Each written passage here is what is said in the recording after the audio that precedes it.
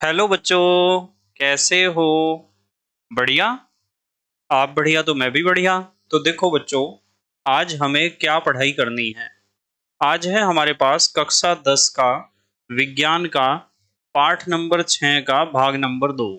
तो हमारा जो कक्षा 10 के विज्ञान का छठा अध्याय है, जिसका नाम है जैव प्रक्रम, उस अध्याय का ये दूसरा वीडियो है। इससे पहला वीडियो आपको प्लेलिस्ट में मिल जाएगा। यदि आपको कक्षा 10 का विज्ञान पूरा पढ़ना है तो आप कक्षा 10 की प्लेलिस्ट में जाकर कक्षा 10 का पूरा विज्ञान पढ़ सकते हो और सभी टॉपिक को डीपली समझ सकते हो, गहराई से समझ सकते हो। ठीक है। तो यदि आपको सिलेबस अपना विज्ञान का पूरा करना है तो आपको प्लेलिस्ट को फॉलो करना चाहिए। तो हमें आज बड़ा ही इम्पोर्टेंट टॉपिक डिस्कस करना है।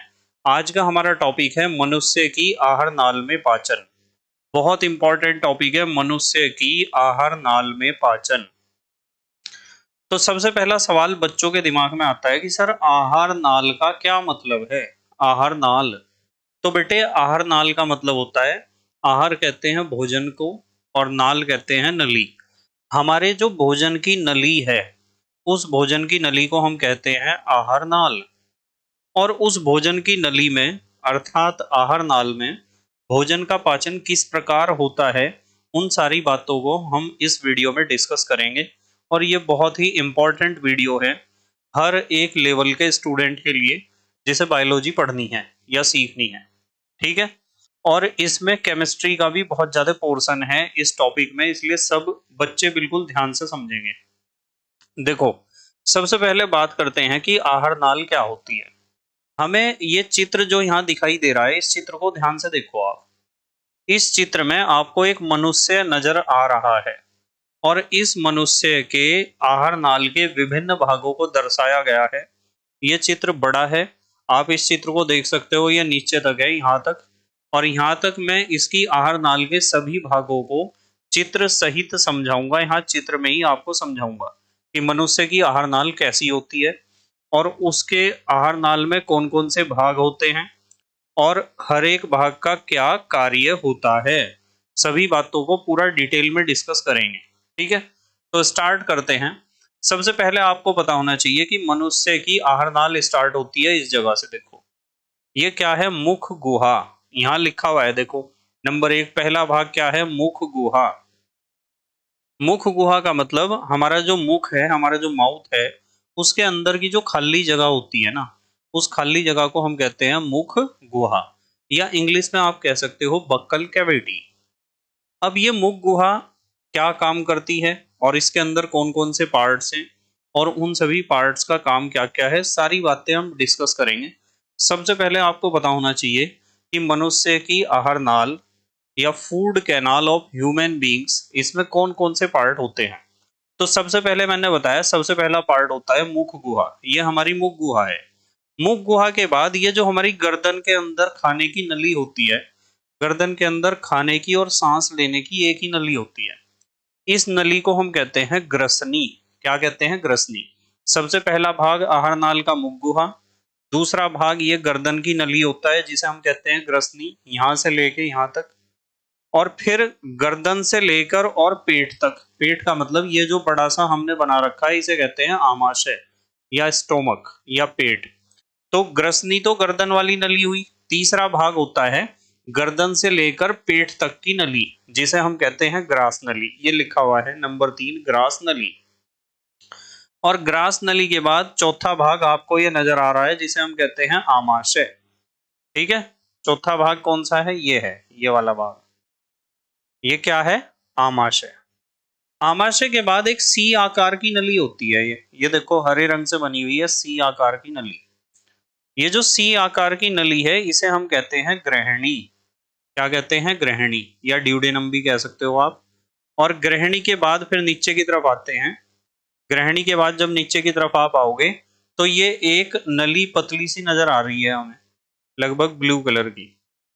ये नली बहुत ज्यादा लंबी होती है, सबसे लंबी यही हिस्सा है आहार नाल का, ये वाला हिस्सा सबसे लंबा होता है। इसे हमने भले ही छोटा सा दिखाया हो पर इसकी लंबाई बहुत ज्यादा होती है, समझाने के लिए आपको ये दिखाया गया है छोटा। ये आहार नाल का छठा भाग है और इसे हम कहते हैं छोटी आंत। क्या कहते हैं? छोटी आंत या स्मॉल इंटेस्टाइन। आंत को आप आंत्र भी कह सकते हो। और छोटी आंत के बाद ये जो मोटा सा नली आपको नजर आती है, इस मोटी सी नली को हम कहते हैं बड़ी आंत। क्या कहते हैं? बड़ी आंत। देखो नीचे लिखा हुआ होगा, ये लिखा हुआ है, देखो ये लिखा हुआ है नीचे बड़ी आंत।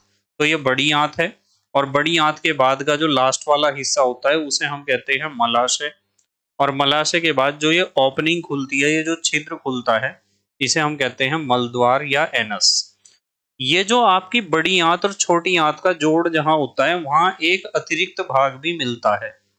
इसे मैंने नाम यहाँ नहीं लिखा, आप ध्यान रखोगे। इसका नाम होता है क्रमी रूप परिशेषिका। आप लिखना चाहो तो लिख सकते हो, इसे कहते हैं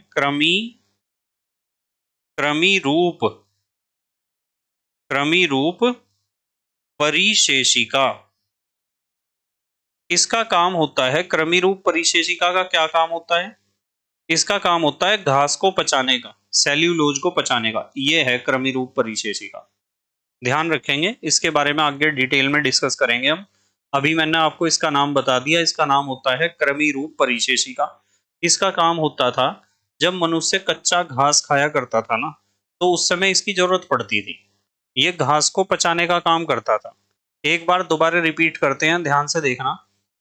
आहार नाल का पहला भाग मुख गुहा, मुख गुहा के बाद गर्दन वाला भाग ग्रसनी, ग्रसनी के बाद गर्दन से लेके पेट तक वाली नली ग्रास नली, और फिर हमारा पेट यानी आमाशय। और आमाशय के नीचे सी आकार की ये नली, आमाशय के नीचे क्या है? सी आकार की ये नली है, इसे हम कहते हैं ग्रहणी। और ग्रहणी के बाद ये है हमारी पतली सी और लंबी सी बहुत नली छोटी आंत। छोटी आंत के बाद मोटी नली बड़ी आंत, और बड़ी आंत के बाद मलाशय, और फिर मलद्वार। और इसका नाम याद रखना है क्रमी रूप परिशेषिका। ये चित्र आपको बनाना आना चाहिए बिल्कुल, ठीक है। रिपीट करो एक बार दोबारा, फिर ध्यान से देखेंगे, बिल्कुल ध्यान से। हमारी आहार नाल का पहला भाग क्या है? मुख गुहा। गर्दन वाली नली का क्या नाम है? ग्रसनी। गर्दन से लेके आमाशय तक की जो नली है उसका नाम क्या है? ग्रास नली। ग्रास नली के बाद क्या है? आमाशय या पेट। उसके बाद आमाशय के बाद क्या है? सी आकार की नली है। इस सी आकार की नली को, इस नली को हम क्या कहते हैं? ग्रहणी। फिर पतली नली है लंबी, इसे कहते हैं छोटी आंत। और छोटी आंत के बाद फिर स्टार्ट हो जाती है बड़ी आंत। बड़ी आंत के बाद है मलाशय, और मलाशय खुलता है मलद्वार में, ठीक है। तो ये तो हुए हमारे आहार नाल के हिस्से। अब आहार नाल के हिस्सों के साथ साथ आपको कुछ ग्रंथियों के बारे में भी पता होना चाहिए। यहाँ हम बात करेंगे कुछ ग्रंथियों की। उसमें सबसे पहली ग्रंथियां मुख गुहा में होती हैं, लार ग्रंथियां, जो भोजन को पचाने में हेल्प करती हैं। ध्यान से देखो, लार ग्रंथियां लिख रखा है, मुख गुहा में होती हैं। दूसरी इंपॉर्टेंट ग्रंथि होती है यकृत। ये देखो, ये जो त्रिभुज सा बना रखा है ना, ये त्रिभुजाकार संरचना, ये क्या है? यकृत है, लीवर। और यकृत हमारे शरीर की सबसे बड़ी ग्रंथि होती है। एग्जाम में क्वेश्चन आता है कि मनुष्य के शरीर की सबसे बड़ी ग्रंथि कौन सी है, तो आप उत्तर दोगे यकृत या लीवर। और तीसरी ग्रंथि, ये नीचे आपको पिंक कलर की नजर आ रही है, देखो ये वाली, एक पत्ते जैसी, पत्ती जैसी है, इसे कहते हैं अग्न्याशय या पैंक्रियाज। तो ये तीन ग्रंथियां, और इसके अलावा आमाशय में भी होती हैं ग्रंथियां, जठर ग्रंथियां। इन चार प्रकार की ग्रंथियों के नाम आपको पता होने चाहिए। सबसे पहले आहार नाल के भाग पता होने चाहिए। मुख गुहा, मुख गुहा के बाद ग्रसनी। मुख गुहा तो ये है, मुंह में किसी की मुख गुहा में 2 लड्डू आ सकते हैं, किसी के में 3, किसी के में 4। मुख गुहा के बाद क्या है? गर्दन वाली नली ग्रसनी। ग्रसनी के बाद गर्दन से पेट तक की नली है आमाशय तक, जिसे कहते हैं ग्रास नली। ग्रास नली के बाद क्या है? आमाशय है, पेट है। और पेट के बाद फिर सी आकार की नली है, ग्रहणी। और सी आकार की नली के बाद छोटी आंत है, फिर बड़ी आंत है, फिर मलाशय है, फिर मलद्वार है। और साथ में क्रमी रूप परिशेषिका, वर्मी फॉर्म अपेंडिक्स भी है, जिसका काम घास का या सेल्यूलोज का पाचन करना होता था। आजकल हम कच्चा घास बहुत कम खाते हैं, ज्यादातर घास को भी हम पका के ही खाते हैं। जो हम हरी पत्तियां खाते हैं ना, घास कह दो या हरी पत्तियां, पका कर खाते हैं। इसलिए क्रमी रूप परिशेषिका एक, सिर्फ एक नाम मात्र के लिए है, जिसे आप कह सकते हो कि वो अवशेषी अंग है, सिर्फ एक पहचान रह गई है, उसकी कोई कार्य नहीं है। और 4 ग्रंथियों के नाम याद रखने हैं मुख गुहा में आपकी। लार ग्रंथियां, फिर उसके बाद यकृत, फिर अग्नाशय और आपकी पेट में जठर ग्रंथियां। अब हम हर एक भाग को डिटेल में डिस्कस करेंगे, हर एक भाग को बिल्कुल ध्यान से समझते रहेंगे सब बच्चे। तो सबसे पहले हम बात करते हैं मुख गुहा की। जब भी भोजन, सबसे पहले आपका भोजन का निवाला, भोजन का टुकड़ा कहाँ जाता है? मुख गुहा में। आप मुख गुहा में भोजन को ग्रहण करते हो। तो मुख गुहा में हमारी 3 चीजें होती हैं। सबसे पहले तो लार ग्रंथियां होती हैं, फिर होती है मुख गुहा में जीभ और दांत। ये 3 चीजें ध्यान रखनी है आपको कि मुख गुहा में मुख्य रूप से 3 चीजें हैं, लार ग्रंथियां, जीभ और दांत। लार ग्रंथियों का सवाल कैसा आ सकता है एग्जाम में? लार ग्रंथियों को इंग्लिश में कहते हैं सलाइवरी ग्लैंड्स। तो लार ग्रंथियां कितनी होती हैं संख्या में? सबसे पहला सवाल कि लार ग्रंथियां कहाँ पाई जाती हैं, तो आपका जवाब होगा कि लार ग्रंथियां पाई जाती हैं मुख गुहा में या बक्कल कैविटी में। दूसरा कि लार ग्रंथियों की संख्या कितनी होती है? 3 जोड़ी, यानी 3 दूनी 6 लार ग्रंथियां हमारी मुख गुहा में होती हैं, ये ध्यान रखना है आपको। और लार ग्रंथियों से कौन सा रस निकलता है? लार रस। हम तो उसे किताबों में लिखते हैं लार, पर कुछ लोग जो ग्रामीण परिवेश के हैं वो कहते हैं उसे राल। ठीक है, जब कोई अच्छा खाना आपके सामने आता है ना, या अच्छे खाने का कोई नाम भी लेता है, जैसे रसगुल्ले, ठीक है, बर्फी, रसमलाई, जलेबी और बहुत सारी अच्छी अच्छी मिठाइयाँ, जैसे आजकल चल रहा है घेवर। तो जब अच्छी अच्छी मिठाइयों के नाम, अच्छे अच्छे खाने के नाम आपके सामने लिए जाते हैं, या फिर वो खाना आपको दिखाई दे जाता है, तो आपकी लार ग्रंथियां एक्टिवेट हो जाती हैं और उनसे निकलने लगती है लार। और कुछ बच्चे तो इस बात को छिपाते हैं और वो अपनी लार को निगलते रहते हैं, जो कोई गलत नहीं है, ठीक है, क्योंकि इसमें एंजाइम होता है। देखो, हमने पढ़ा कि मुख गुहा में मुख्य रूप से 3 हिस्से हैं। नंबर 1 लार ग्रंथियां, नंबर 2 जीभ, नंबर 3 दांत। सबसे पहले हम बात करते हैं लार ग्रंथियों की। लार ग्रंथियां संख्या में कितनी होती हैं? 3 जोड़ी, यानी 6। लार ग्रंथियों से कौन सा रस निकलता है? लार रस। लार रस में कौन सा एंजाइम होता है? Ptyalin enzyme. ध्यान रखना है, बहुत इंपॉर्टेंट क्वेश्चन है। लार ग्रंथियों में कौन सा एंजाइम होता है? Ptyalin enzyme. आप टाइलिन एंजाइम को सेलाइवरी एमाइलेज एंजाइम भी कह सकते हो। कुछ लेखकों ने इसे टाइलिन लिख रखा है और कुछ राइटर्स ने इसे लिख रखा है सेलाइवरी एमाइलेज। ये हमारी लार रस में ये वाला एंजाइम होता है, और इसका मतलब यह है कि पाचन क्रिया मुख गुहा से ही प्रारंभ हो जाती है। कुछ बच्चे ऐसे हैं जो मुंह में टुकड़ा या निवाला लिया और निगल गए, लिया और निगल गए। आप जब निवाला या टुकड़ा मुंह में ले रहे हो मुख गुहा में, तो उसे चबाना चाहिए। जितनी देर तक आप भोजन को मुख में लेकर, मुख गुहा में लेकर चबाओगे, उतना ज्यादा उसमें लार रस मिलेगा, और जितना उसमें लार रस मिलेगा उतना ही उसमें भोजन में टाइलिन एंजाइम अर्थात सेलाइवरी एमाइलेज घुल जाएगा, मिलेगा। अब देखो, एक बात ध्यान रखनी है, ये जो टाइलिन एंजाइम या सेलाइवरी एमाइलेज है, इसका काम होता है मंड को शर्करा में बदलना। मंड हमने पढ़ा था, पिछले लेक्चर में पढ़ा था। मंड माने स्टार्च। चावलों के अंदर, गेहूं के अंदर, आलू के अंदर, अरबी के अंदर, ठीक है, और साबूदाने के अंदर, इन सब के अंदर क्या होता है? इन सब के अंदर मंड होता है, स्टार्च होता है। और ये स्टार्च जो है, मंड इसे पचाना मुश्किल है, इसलिए मंड को शर्करा में बदल दिया जाता है। मंड को किस में बदल दिया जाता है? शर्करा में। और मंड को शर्करा में बदलने का काम कौन करता है? ये करता है टाइलिन एंजाइम, जो हमारी मुख में उपस्थित 3 जोड़ी लार ग्रंथियों से निकलता है। ध्यान रखेंगे। और शर्करा में बदल दिया, इसे आप यूं भी कह सकते हो कि मंड को स्टार्च कह सकते हो और शर्करा को कह सकते हो शुगर। आप एक प्रैक्टिकल कर सकते हो घर पर।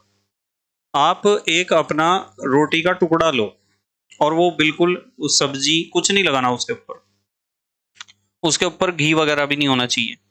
आप एक सूखी रोटी का टुकड़ा ले लो, बड़ा सा, छोटा सा ले लो, चलो जितना आप चबा सकते हो, और उस टुकड़े को मुंह में रखो और चबाना शुरू कर दो। जब आप उस रोटी के टुकड़े को लगातार चबाते रहोगे, चबाते रहना है उसे, निगलना नहीं है बिल्कुल भी। तो जब आप उसे चबाते रहोगे ना, तो थोड़ी देर में वो रोटी का टुकड़ा मीठा लगना प्रारंभ हो जाएगा आपको ऑटोमेटिकली।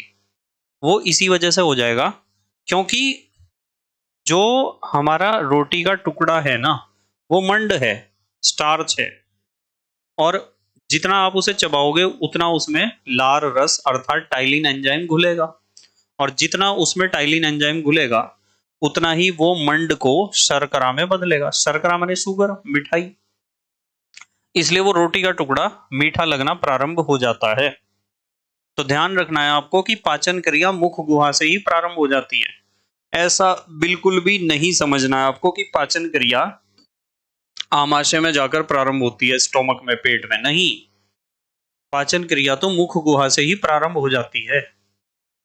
जितना ज्यादा भोजन के टुकड़े को चबाओगे पाचन क्रिया उतनी अच्छी होगी, डाइजेशन उतना अच्छा होगा, क्योंकि मुख गुहा में पहला एंजाइम उसके ऊपर अटैक कर देता है, खाने के ऊपर, जिसे हम कहते हैं टाइलिन एंजाइम, जो लार ग्रंथियों से निकलता है और ये मंड को स्टार्च में, मंड को शर्करा में बदलने का काम करता रहता है।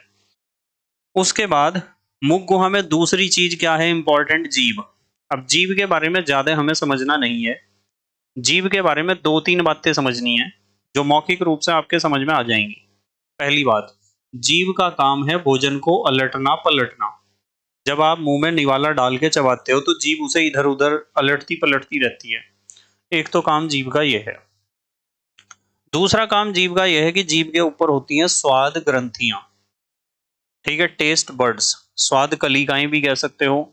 ठीक है, टेस्ट ग्लैंड्स भी कह सकते हो, स्वाद ग्रंथियां भी कह सकते हो। और फिर स्वाद ग्रंथियां भोजन के स्वाद को जब चखती हैं, उससे हमारी लार ग्रंथियां एक्टिवेट हो जाती हैं और भी ज्यादा, और ज्यादा लार रस निकलता है, टाइलिन एंजाइम और ज्यादा निकलता है, जो उतना ही ज्यादा मंड को शर्करा में बदलने का काम करता है, जिससे पाचन क्रिया बहुत अच्छे ढंग से चलती है। तो जीभ का ये रोल है भोजन को अलटना पलटना और स्वाद कलिकाओं द्वारा भोजन का स्वाद पता करके टाइलिन एंजाइम को ज्यादा से ज्यादा सिक्रीट करवाना, निकलवाना। ठीक है। उसके बाद तीसरी चीज जो है वो थोड़ी इंपॉर्टेंट है, ध्यान से समझना।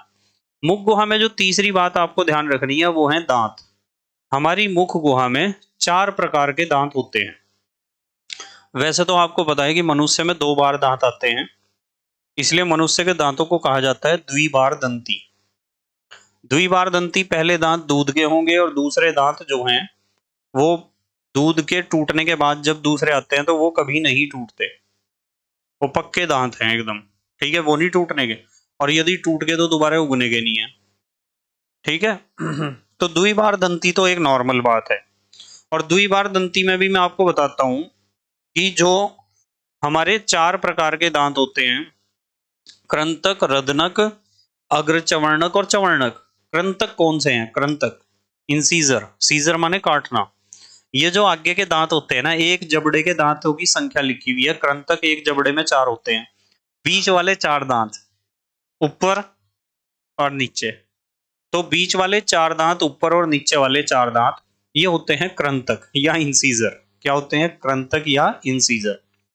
और इनका काम क्या होता है? भोजन को काटना, कैंची की तरह। जब आप किसी चीज को काटते हो तो अगले दांतों से ही तो काटते हो, ऐसा तो नहीं करते आपके हाथ में एक बर्फी दे दी और यूं कहा कि थोड़ा सा काट ले, तो बर्फी को यहाँ किनारे से जाड़ की तरफ ले जाके तो नहीं काटता तुम्हारे में से कोई सा। हमेशा बर्फी को या किसी भी मिठाई को जो पूरी नहीं खा सकते आप, सामने से ही तो काटते हो।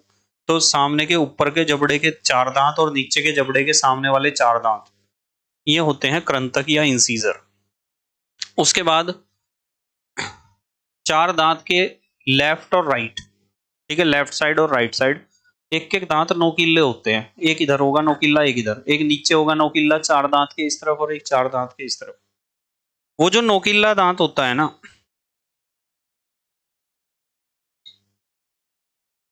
उसे हम कहते हैं रदनक। ठीक है।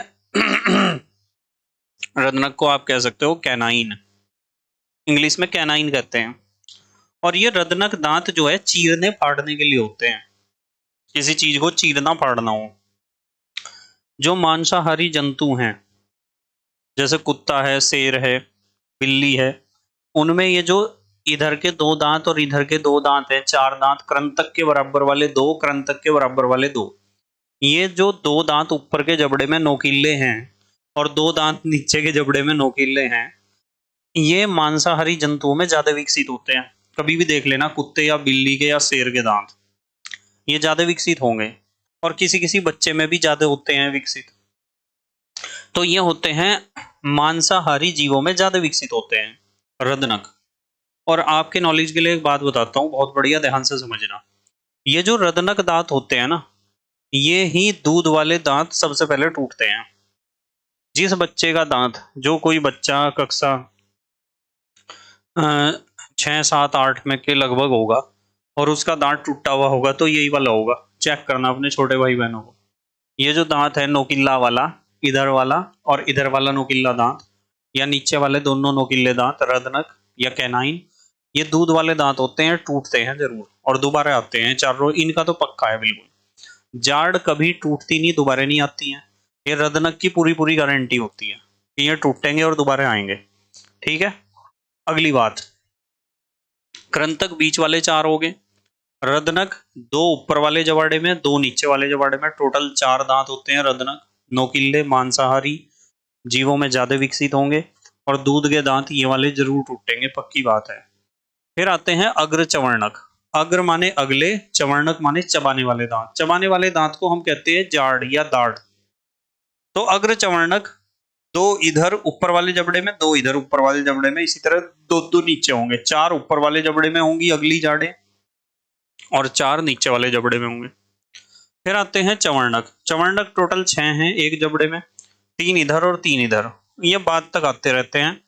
ठीक है, तो ध्यान रखनी आपको कितनी बातें हुई कि मुख गुहा में तीन चीजें हैं, लार ग्रंथियां और जीभ और दांत। लार ग्रंथियां तीन जोड़ी होती हैं, इनमें से लार रस निकलता है और लार रस में टाइलिन एंजाइम होता है, जिसे आप सेलाइवरी एमाइलेज भी कह सकते हो। इस एंजाइम का काम मंड को शर्करा में बदलना होता है या स्टार्च को शुगर में बदलना होता है। इसका मतलब डाइजेशन प्रोसेस हमारी मुख गुहा से ही स्टार्ट हो जाती है।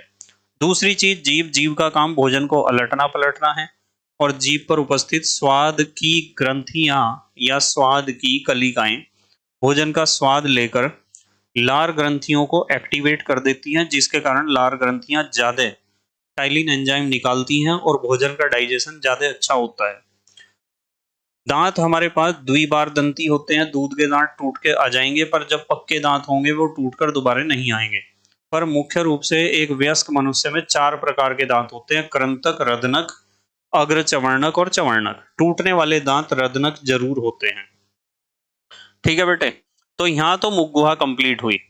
मुख गुहा के बाद आते हैं हम गर्दन में। गर्दन की जो नली होती है खाने की, उसे हम कहते हैं ग्रसनी। और ग्रसनी में सिर्फ एक इंपॉर्टेंट चीज है, ये स्वर यंत्र भी कहते हैं हम इसे, वॉइस बॉक्स, और निगल द्वार भी यही होता है, निगल द्वार। तो हम खाने को निगलते हैं ग्रसनी में उपस्थित निगल द्वार के द्वारा। ठीक है, बस ग्रसनी में इतनी बात ध्यान रखनी। ग्रसनी के बाद जो तीसरी चीज आती है हमारी मुख गुहा में, मुख गुहा के बाद ग्रसनी आई, ग्रसनी के बाद तीसरी चीज आती है गर्दन से लेकर, देखो, गर्दन से लेकर और आमाशय तक की जो ये नली है, ये वाली, इसे कहते हैं ग्रास नली। ग्रास नली का कोई इंपॉर्टेंट रोल नहीं होता है, इसका काम भोजन को सिर्फ आमाशय तक पहुंचाना होता है। कहां तक? आमाशय तक। ठीक है, अब क्या हुआ, भोजन आमाशय में पहुंच गया और आमाशय एक इंपॉर्टेंट रोल अदा करता है पाचन क्रिया में, इसलिए आमाशय को सब बच्चे बिल्कुल ध्यान से समझेंगे। आमाशय को इंग्लिश में क्या कहते हैं हम? स्टोमक। ध्यान से समझेंगे। चौथा हिस्सा आमाशय है या स्टोमक है। जैसे ही खाना आमाशय में पहुंचता है, स्टोमक में पहुंचता है, आमाशय में होती हैं जठर ग्रंथियां। आमाशय की दीवारों में क्या होती हैं? जठर ग्रंथियां। और जठर ग्रंथियों से निकलता है जठर रस, जिसके कारण हमारे पेट में जठराग्नि उत्पन्न होती है, जिसे हम कहते हैं भूख। ठीक है, आप भूख भी कह सकते हो।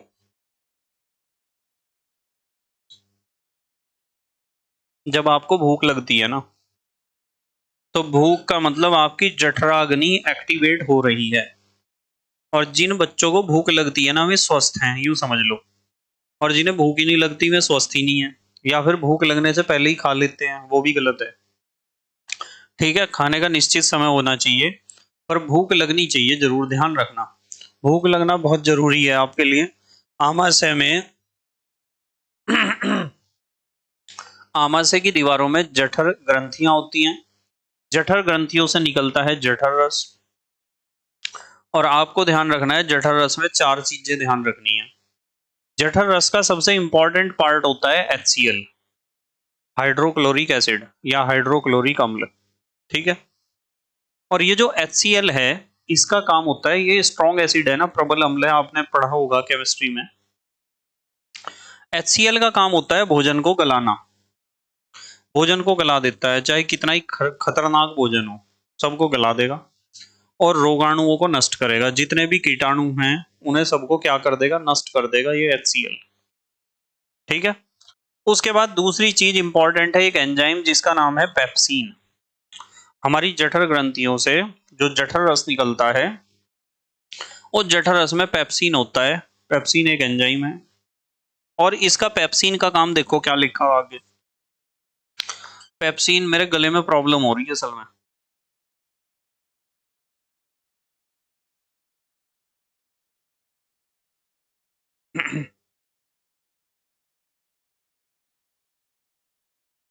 और मैं गर्म पानी पी रहा लगातार।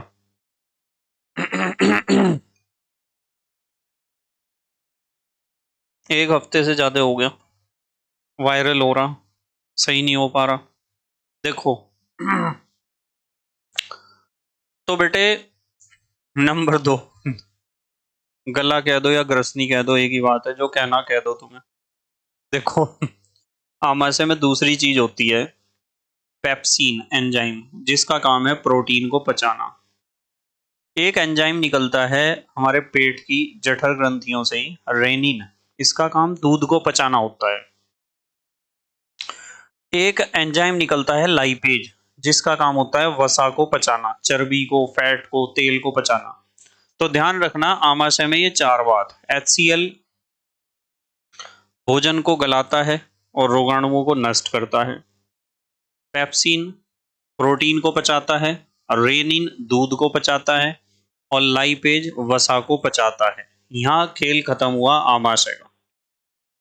अब आमाशय के बाद हमारा भोजन पहुंचा, आमाशय के बाद कहां पहुंचा भोजन, इसमें सी आकार की नली में, जिसे हम कहते हैं ग्रहणी। और उस भोजन में क्या था, HCl मिला हुआ था, जो एक अम्ल है, इसलिए हमारा भोजन हो जाता है अम्लीय।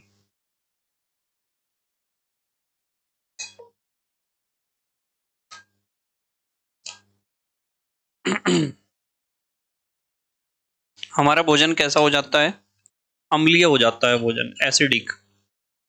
कभी कभी किसी ने खाना खाया नहीं इस समय का,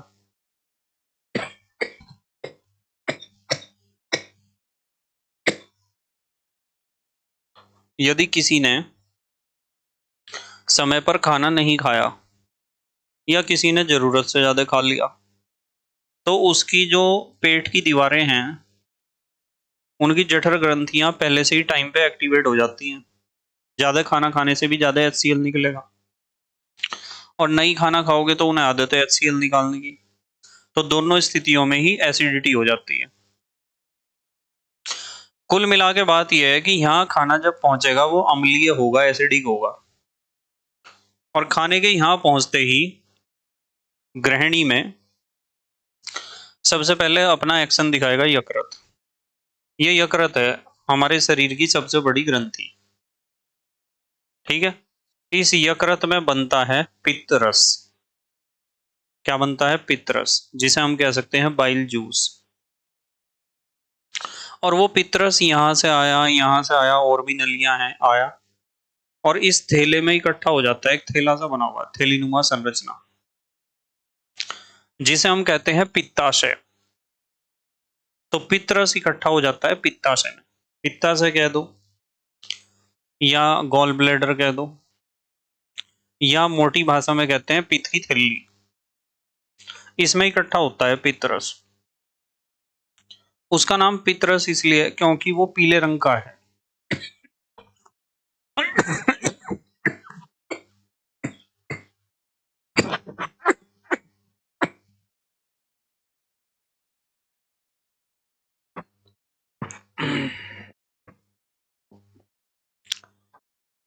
कैसे रंग का है? पीले रंग का, इसलिए उसे पितरस कहते हैं। और आपकी नॉलेज के लिए एक बात बताता हूँ कि हमारा जो मल है ना, मल, स्टूल, मल, वो पीले रंग का इसलिए होता है क्योंकि उसमें पितरस मिलता है।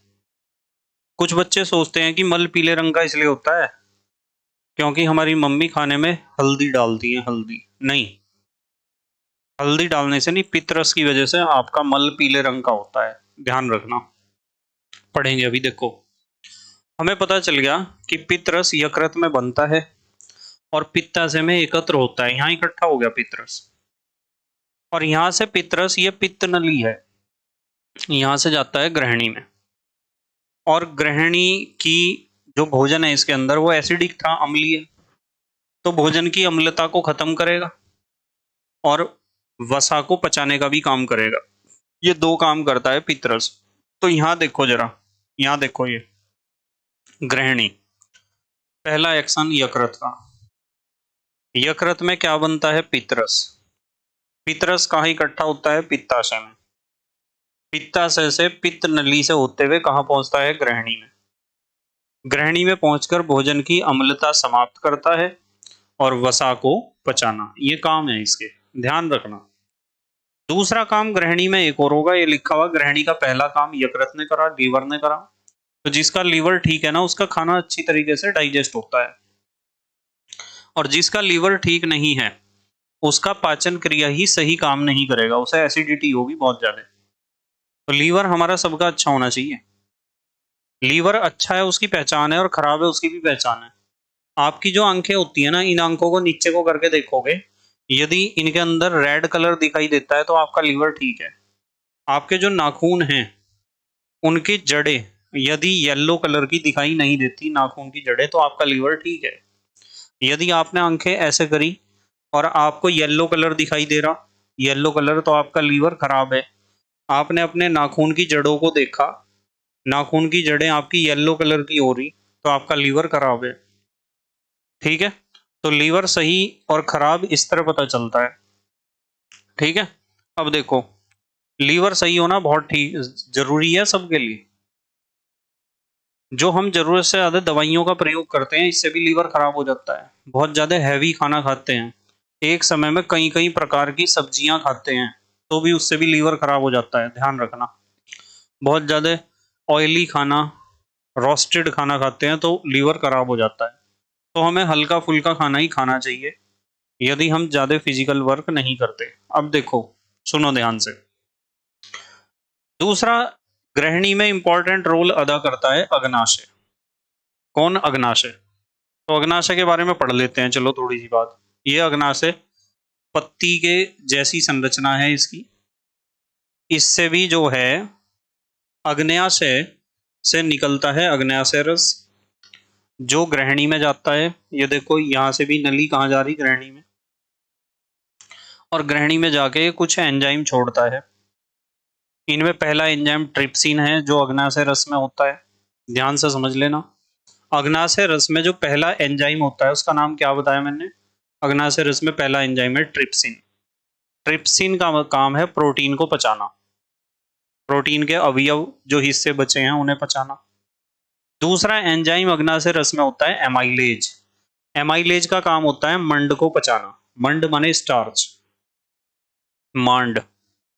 और तीसरा एंजाइम अग्न्याशय रस में होता है लाइपेज। इसका काम होता है वसा को पचाना। ठीक है, क्या काम होता है? वसा को पचाना। तो ये एंजाइम कहां से निकले? अग्न्याशय रस से। अब हमारा खाना ग्रहणी से, ये जो हमारी ग्रहणी है, ग्रहणी वैसे हाउसवाइफ को भी कहते हैं, ध्यान रखना। और यहाँ जो ये सी आकार की नली है ये सी आकार की जो नली है, ग्रीन कलर की दिखाई दे रही है आपको, इसका नाम भी ग्रहणी है। पर दोनों में थोड़ा सा फर्क है। जो हिंदी में इंटेलिजेंट बच्चे हैं, वे समझ रहे होंगे। अब खाना पहुंच गया है छोटी आंत में। ये जो छोटी आंत है ना, लंबी सी नली, ये इसमें पहुंच गया खाना। और ये बहुत इंपॉर्टेंट रोल अदा करती है, ध्यान से समझना।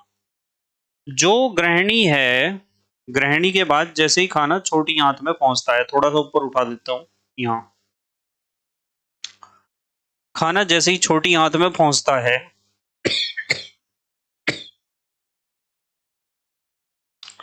तो हमारी छोटी आंत में बहुत सारी आंत्र ग्रंथियां होती हैं इसकी दीवारों में, और उनसे निकलता है आंत्र रस।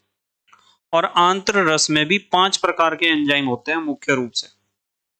उनमें पहला है इरेप्सिन, इसका काम प्रोटीन को पचाना है। दूसरा है माल्टेज, इसका काम माल्टोज को पचाना है, जो शर्करा है, एक शुगर है।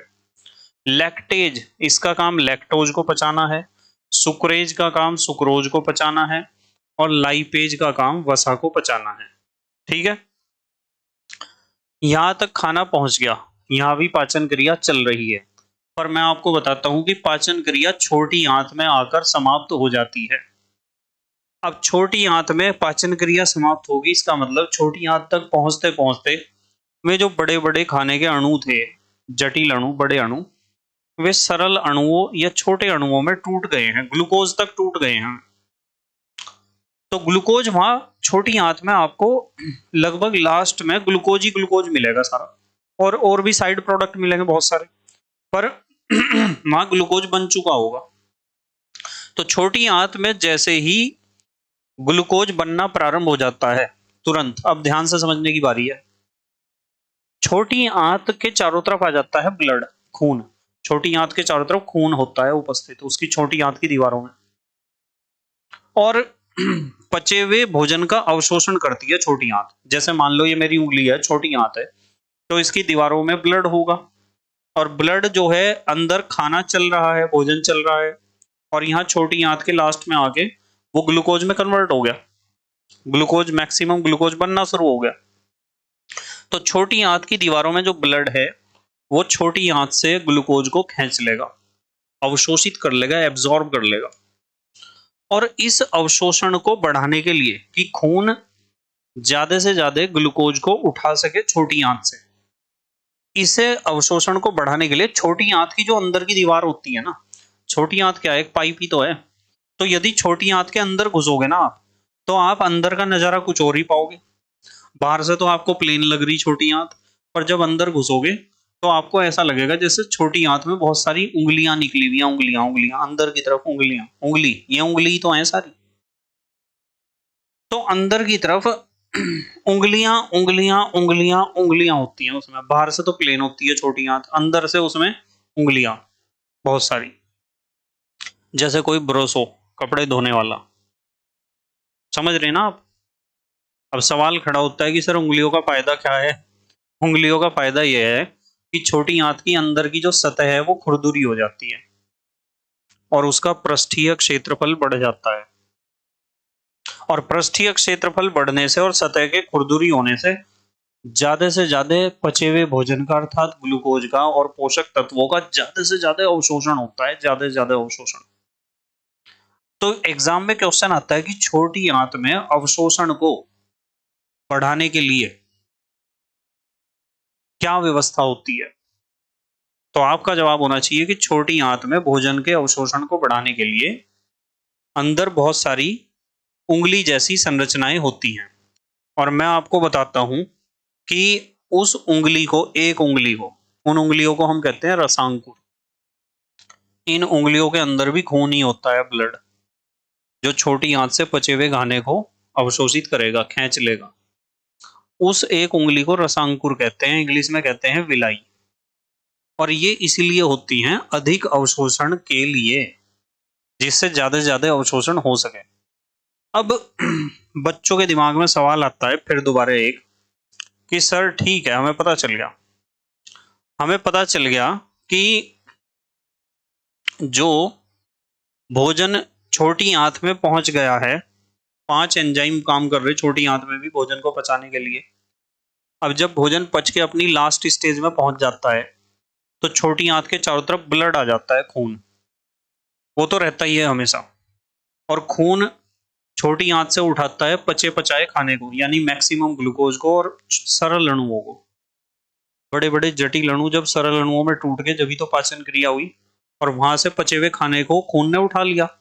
और खून या छोटी आंत ज्यादा से ज्यादा पचे हुए भोजन का अवशोषण कर सके, इसलिए छोटी आंत में अंदर की तरफ बहुत सारी उंगलियां हैं, और उन उंगलियों को हम कहते हैं रसांकुर या विलाई। वे आंत के अंदर वाले सरफेस को, पृष्ठ को, पृष्ठीय क्षेत्रफल को बढ़ा देते हैं, जिससे ज्यादा अवशोषण होता है। यदि मैं आपको कहूं कि आपकी एक दीवार है कमरे की और उसके ऊपर पेंट करना आपको, तो यदि मैं कहूं कि आप उस दीवार पर रेगमाल मार के उसे बिल्कुल प्लेन कर दो और फिर उस पर पेंट करो, तो पेंट कम लगेगा ना, क्योंकि आपने उसे प्लेन कर दिया बिल्कुल। और यदि मैं कहूं कि यार प्लास्टर भी ना कराओ उस दीवार पे, ईंटें ही रहने दो, फिर पेंट करो, बताओ अब पेंट ज्यादा नहीं लगेगा क्या? लगेगा ना। जितनी ज्यादा खुरदुरी दीवार होगी, पेंट उतना ज्यादा लगेगा। इसलिए पेंटर कम पेंट के खपत के लिए, कि जिससे कम पेंट लगे, इसलिए दीवारों को रेगमाल से रगड़ते हैं हमें। और दरवाजों को, गेट को रेगमाल से इसलिए रगड़ते हैं क्योंकि उन्हें रगड़ने से वो सरफेस खुरदुरी नहीं रहेगी और ज्यादा पेंट नहीं लगेगा। और यदि सतह खुरदुरी होगी तो पेंट की खपत ज्यादा होगी। समझ रहे ना आप? इसी तरीके से हमारी आंत के अंदर उंगलियां इसलिए हैं जिससे पृष्ठीय क्षेत्रफल बढ़ जाए और खुरदुरापन बढ़ जाए और ज्यादा से ज्यादा पचे हुए भोजन का अवशोषण हो सके। अब देखो अगली बात, आपको पता चल गया कि पचे हुए भोजन को किसने उठा लिया? खून ने। कहां से उठा लिया? छोटी आंत से। अब भोजन कहां पहुंचा है? भोजन पहुंचा है बड़ी आंत में। तो बेटे बड़ी आंत जो है, ये लिखा हुआ है नंबर 7, बड़ी आंत। बड़ी आंत का कोई इंपॉर्टेंट रोल नहीं होता है, पर एक इंपॉर्टेंट रोल बहुत बढ़िया है बड़ी आंत का। एक रोल है, ये जो बड़ी आंत होती है ना, ये जो हमारा भोजन बचा था वो तो सारा छोटी आंत ने अवशोषित कर लिया, और जो वेस्ट बचा था, मल जिसे आप कहते हो, येलो कलर का मल, स्टूल, उसमें पानी की मात्रा होती है और वो पानी को अवशोषित करती है बस बड़ी आंत। ध्यान से समझ लो, बड़ी आंत का एक ही काम है, पानी को खींच लेना। अब पानी को खींचने के बाद जो बचा है वो सब मल है, वो मलाशय में एकत्र होगा और समय समय पर बाहर निकाल दिया जाएगा हमारे शरीर से। यदि आपका मल बहुत ज्यादा ठोस अवस्था में आ रहा, जिसे कहते हैं कि कब्ज हो गया, तो समझ जाओ आपकी बड़ी आंत कुछ ज्यादा ही काम कर रही, ज्यादा ही पानी खींच रही हो। या फिर आप 3-4 दिन से शौचालय में नहीं गए, तो 3-4 दिन तक जब छोटी आंत में आपका अवशेष भोजन पड़ा रहेगा, तो छोटी आंत तो अपनी आदत से मजबूर है। छोटी आंत क्या करेगी? वो तो पानी को खींचती रहेगी, खींचती रहेगी, खींचती रहेगी। और यदि वो पानी को खींचती रहेगी तो क्या होगा? वो तो फिर मल सूख ही जाएगा आपका। तो यदि 3-4 दिन तक आप शौचालय में नहीं गए, तो फिर तो मल आपका बहुत टाइट हो जाएगा और आपको कब्ज होगा। और यदि आपको कब्ज का उल्टा हो रहा है, पेचिस, डाइसेंट्री, यदि आपको दस्त हो रहे हैं, तो समझ जाओ कि आपकी छोटी आंत ने काम करना बंद कर दिया। छोटी आंत का काम क्या है? पानी को अवशोषित करना। और यदि छोटी आंत जल को अवशोषित नहीं कर रही है, तो समझ जाओ कि आपकी छोटी आंत ने आपके मल में से पानी को निकालना बंद कर दिया। इसलिए आपको दस्त, डाइसेंट्री, पेचिस हो रहे हैं। आ रही ना समझ में बातें? तो डॉक्टर ऐसी दवाई देगा कि आपकी छोटी आंत एक्टिवेट हो जाएगी। क्लियर? अगली बात, तो हमारा मल मलाशय में पहुंच जाएगा, समय समय पे बाहर निकलता रहेगा।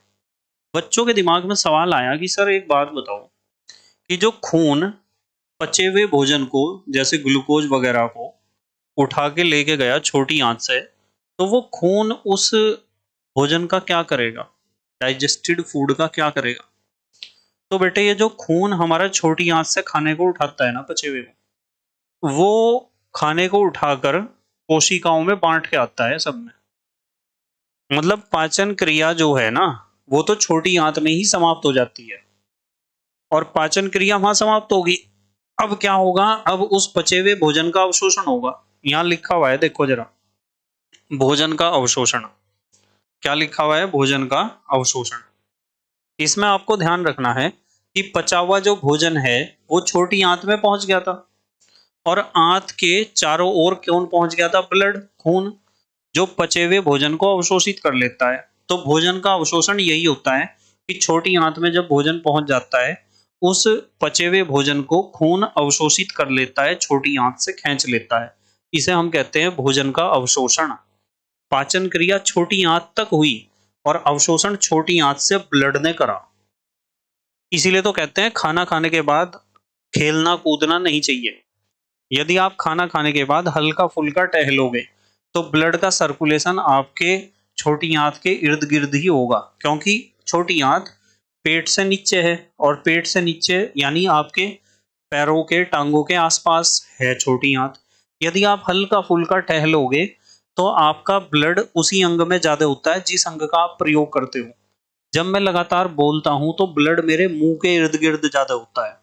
जब मैं जिम में जाकर एक्सरसाइज करता हूं तो ब्लड मेरी उन मसल्स में होता है जिन मसल्स का मैं प्रयोग कर रहा हूं एक्सरसाइज करने में। यदि आपने खाना खाया तो खाना पहुंचेगा कहाँ? छोटी आंत में, और वहां पहुंचने के बाद उसे डाइजेस्ट होना है, और डाइजेस्ट होने के लिए ब्लड वहां चाहिए। जब अवशोषण होगा तो छोटी आंत के चारों तरफ चाहिए खून, और आप खाना खाते ही खेलना कूदना शुरू कर दिया आपने, तो वो खून यूं सोच रहा है मैं कहाँ जाऊं भाई, मैं भोजन को पचाने के लिए जाऊं या इसके पैरों में जाऊं, इसकी टांगों में जाऊं, इसके हाथों में जाऊं, कहाँ जाऊं मैं? कुछ वहां जागा खून, कुछ वहां जागा, कहीं भी ढंग से काम नहीं करने का। क्योंकि कबीरदास जी ने कहा था कि एक समय में दुई काम ना होवत गोपाला, और हंसाऊं ठठाऊं फुलाऊं गाला। कि एक समय में एक काम ही ढंग से होता है। हमारे ब्लड की बात कही जाए तो उस पे तो एक समय में एक काम ही होता है, या तो आप टीवी देख लो, या तो आप अपने क्वेश्चन ही सॉल्व कर लो, या तो आप खाना ही खा लो। और बच्चे क्या कर रहे हैं? टीवी भी देख रहे हैं। टीवी क्या, आप टीवी की जगह तो मोबाइल नहीं ले ली, बच्चे मोबाइल भी देख रहे, खाना भी खा रहे और पढ़ भी रहे। तो खून कहाँ कहाँ दौड़ रहा होगा? खून पागल हो गया होगा, वो सोच रहा होगा कि मैं कौन से अंग की हेल्प करूं, क्योंकि जिस अंग का आप प्रयोग कर रहे हो उस अंग में ब्लड का सर्कुलेशन जितना ज्यादा होगा उतना ही ज्यादा वहां एनर्जी यानी ग्लूकोज पहुंचेगा, उतना ही ज्यादा वहां ऑक्सीजन पहुंचेगा, और वो उतना ही ज्यादा एनर्जी देगा उस अंग को। समझ रहे हैं ना आप? और एक साथ यदि बहुत सारे काम कर रहे तो खून ब्लड परेशान हो जाएगा कि कहाँ ज्यादा सपोर्ट दूं, कहाँ कम दूं सपोर्ट। तो भोजन का अवशोषण होता है छोटी आंत में। अब छोटी आंत के बाद क्या होता है? अब हमारा भोजन का होगा स्वांगीकरण। स्वांगीकरण का मतलब वही आपका सवाल कि सर खून उस भोजन को कहाँ लेकर जाएगा। खून उस भोजन को पूरे शरीर की कोशिकाओं में बांटता फिरेगा ऐसे, तेरे हिस्से का ग्लूकोज, तेरे हिस्से का भोजन, तेरे हिस्से का ग्लूकोज, तेरे हिस्से का भोजन, तेरे हिस्से का ग्लूकोज, तेरे हिस्से का भोजन। तो खून का काम है भोजन के पचने के बाद छोटी आंत के पास पहुंचना, और छोटी आंत से पचे हुए भोजन को अवशोषित करना, और फिर सारे शरीर की अरबों खरबों करोड़ों कोशिकाओं में बांटते रहना।